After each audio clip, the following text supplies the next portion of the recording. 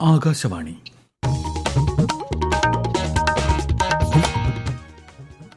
നമസ്കാരം. പ്രാദേശിക വാർത്തകൾ വായിക്കുന്നത് വിജേഷ്.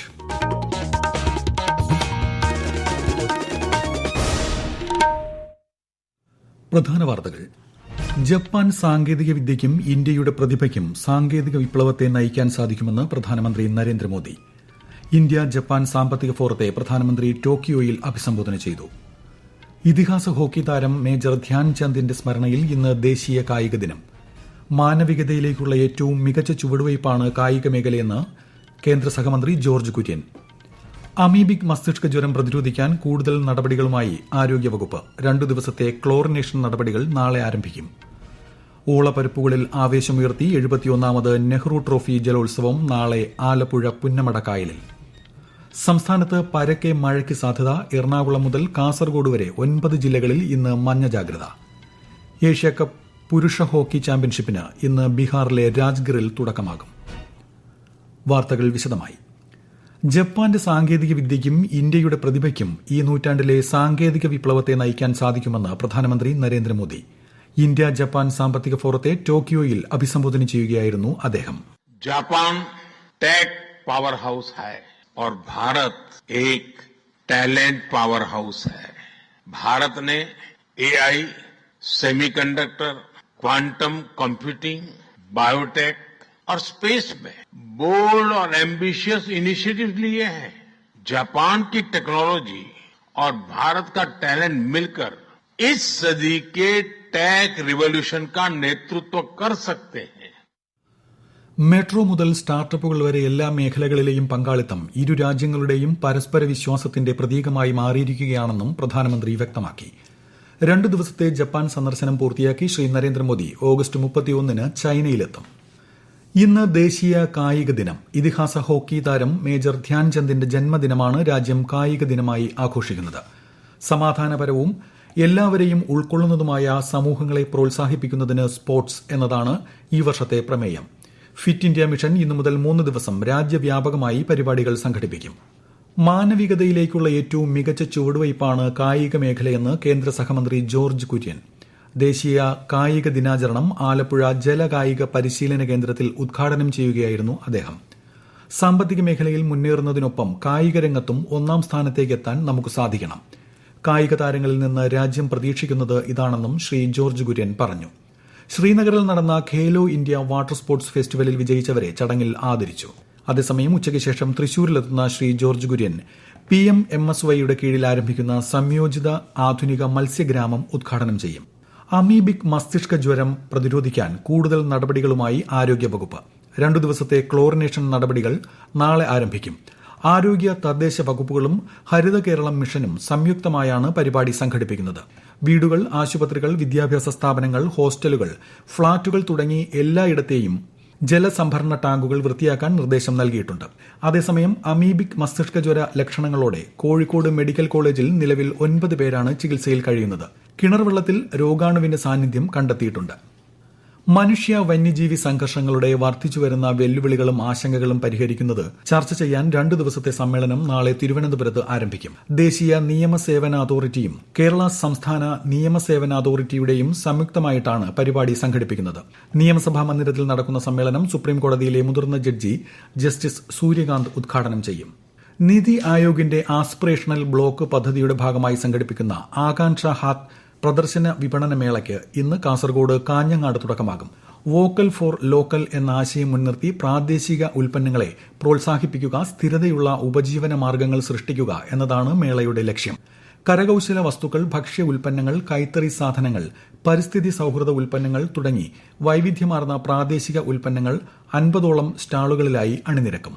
പ്രധാനമന്ത്രി നരേന്ദ്രമോദി ആകാശവാണിയിലൂടെ ജനങ്ങളുമായി ആശയങ്ങൾ പങ്കുവയ്ക്കുന്ന പ്രതിമാസ റേഡിയോ പ്രഭാഷണ പരിപാടി മൻ കി ബാത്തിലേക്ക് ജനങ്ങൾക്ക് ആശയങ്ങളും അഭിപ്രായങ്ങളും ഇന്നുകൂടി പങ്കുവയ്ക്കാം.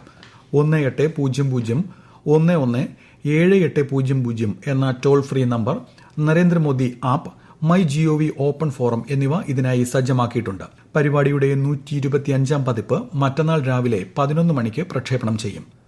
71ാമത് നെഹ്റു ട്രോഫി ജലോത്സവം നാളെ ആലപ്പുഴ പുന്നമട കായലിൽ നടക്കും. മുഖ്യമന്ത്രി പിണറായി വിജയൻ ഉദ്ഘാടനം നിർവഹിക്കും.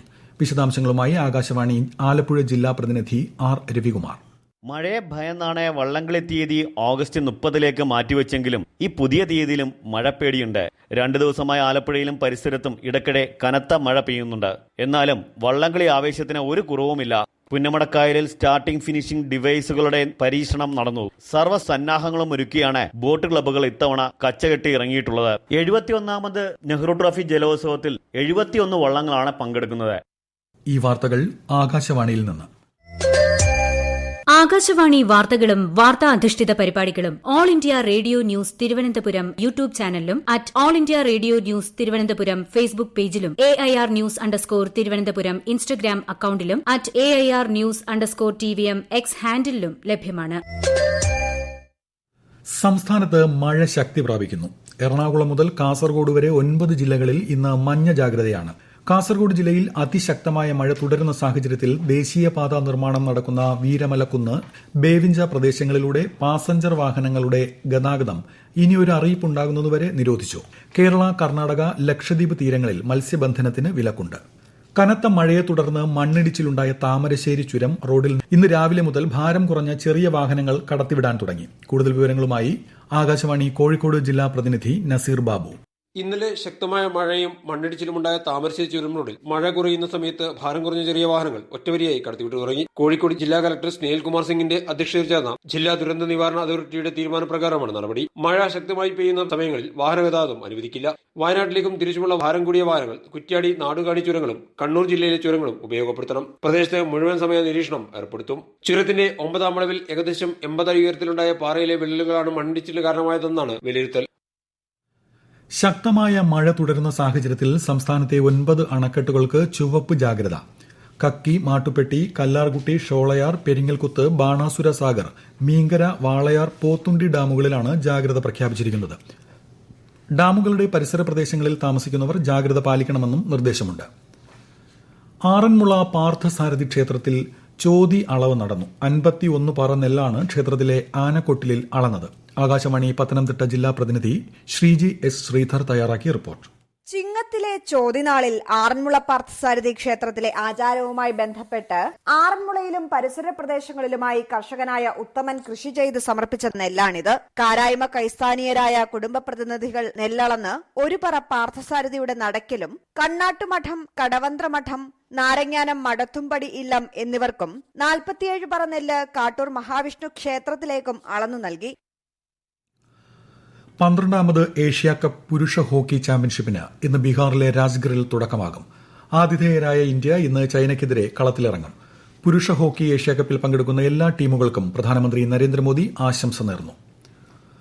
സംസ്ഥാന GST വകുപ്പ് ഓപ്പറേഷൻ ആർക്കൻ സ്റ്റോൺ എന്ന പേരിൽ തൃശൂരിലെ സ്വർണ്ണാഭരണശാലകളിൽ നടത്തിയ പരിശോധനയിൽ 100 കോടിയിലധികം രൂപയുടെ വിറ്റുവരവ് വെട്ടിപ്പ് കണ്ടെത്തി. GST ഇന്റലിജൻസ് ആൻഡ് എൻഫോഴ്സ്മെന്റ് വിഭാഗത്തിലെ 200-ലധികം ഉദ്യോഗസ്ഥർ സംയുക്തമായാണ് പരിശോധനയിൽ പങ്കെടുത്തത്. പരിശോധനയിൽ കണക്കിൽപ്പെടാത്ത 36 കിലോയോളം സ്വർണം അനധികൃതമായി സൂക്ഷിച്ചിരുന്നതായി കണ്ടെത്തി. KSRTCയുടെ ഓണക്കാല സ്പെഷ്യൽ സർവീസുകളിലേക്കുള്ള ഓൺലൈൻ ടിക്കറ്റ് ബുക്കിംഗ് പുരോഗമിക്കുന്നു. അടുത്ത മാസം 15 വരെയാണ് സ്പെഷ്യൽ സർവീസുകൾ. കേരളത്തിലെ വിവിധ കേന്ദ്രങ്ങളിൽ നിന്ന് ബംഗളൂരു, മൈസൂർ, ചെന്നൈ എന്നിവിടങ്ങളിലേക്കും തിരിച്ചുമാണ് പ്രത്യേക അധിക സർവീസുകൾ. ഓൺലൈൻ KSRTC swift.com വെബ്സൈറ്റ്, എന്റെ KSRTC മൊബൈൽ ആപ്പ് വഴി ടിക്കറ്റ് ബുക്ക് ചെയ്യാം. രാജ്യത്തെ ഓഹരി വിപണികളിൽ നേട്ടം. ബോംബെ ഓഹരി സൂചിക സെൻസെക്സ് 143 പോയിന്റ് ഉയർന്ന് 80,223-ലും ദേശീയ ഓഹരി സൂചിക നിഫ്റ്റി 46 പോയിന്റ് നേട്ടത്തിൽ 24,546-ലും വ്യാപാരം തുടരുന്നു. സ്വർണ്ണവില പവന് 520 രൂപ വർദ്ധിച്ച് 75,760 രൂപയായി. പ്രധാന വാർത്തകൾ വീണ്ടും. ജപ്പാൻ സാങ്കേതിക വിദ്യയ്ക്കും ഇന്ത്യയുടെ പ്രതിഭയ്ക്കും സാങ്കേതിക വിപ്ലവത്തെ നയിക്കാൻ സാധിക്കുമെന്ന് പ്രധാനമന്ത്രി നരേന്ദ്രമോദി. ഇന്ത്യ ജപ്പാൻ സാമ്പത്തിക ഫോറത്തെ പ്രധാനമന്ത്രി ടോക്കിയോയിൽ അഭിസംബോധന ചെയ്തു. ഇതിഹാസ ഹോക്കി താരം മേജർ ധ്യാൻചന്ദിന്റെ സ്മരണയിൽ ഇന്ന് ദേശീയ കായിക ദിനം. മാനവികതയിലേക്കുള്ള ഏറ്റവും മികച്ച ചുവടുവയ്പ്പാണ് കായിക മേഖലയെന്ന് കേന്ദ്ര സഹമന്ത്രി ജോർജ് കുര്യൻ. അമീബിക് മസ്തിഷ്ക ജ്വരം പ്രതിരോധിക്കാൻ കൂടുതൽ നടപടികളുമായി ആരോഗ്യവകുപ്പ് 2 ദിവസത്തെ ക്ലോറിനേഷൻ നടപടികൾ നാളെ ആരംഭിക്കും.